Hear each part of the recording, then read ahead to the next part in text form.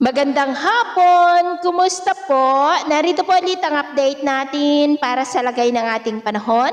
Ngayong hapon po ng June 4, 2025. Sa ngayon po ay kasalukuyan na binabantayan ang kumpol ng kaulapan na nandyan po sa labas ng ating area of responsibility sa silangan po ng Mindanao.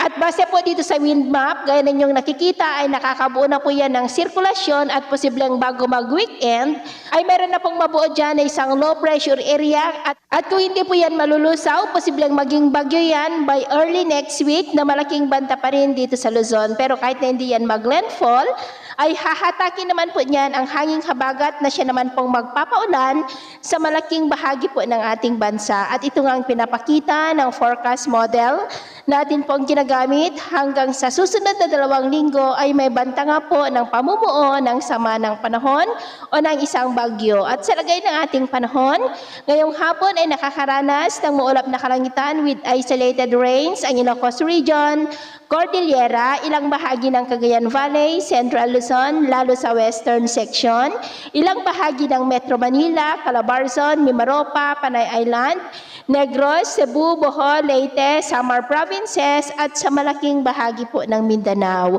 At mamayang gabi may banta po ng malalakas na mapag-ulan sa malaking bahagi ng Northern Luzon at may mga isolated light to moderate rain sa ilang bahagi ng Central Luzon, Metro Manila, Calabarzon, Mimaropa, Catanduanes, Kabisayaan at Mindanao. Kaya mag-ingat po tayo dahil posible pa rin ang mga banta po ng mga pagbaha at pagguho ng lupa. At sa atin naman pong mga baybayin, wala po tayong nakataas na namang gale warning signal sa ngayon.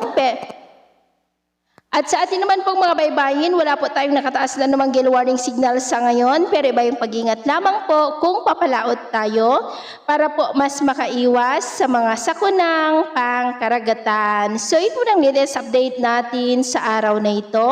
At ako po muli si James na nagsasabing sa kahit na pagsubok po na darating sa ating buhay, wag na wag po tayong mawawalan ng pag-asa. Thank you and God bless!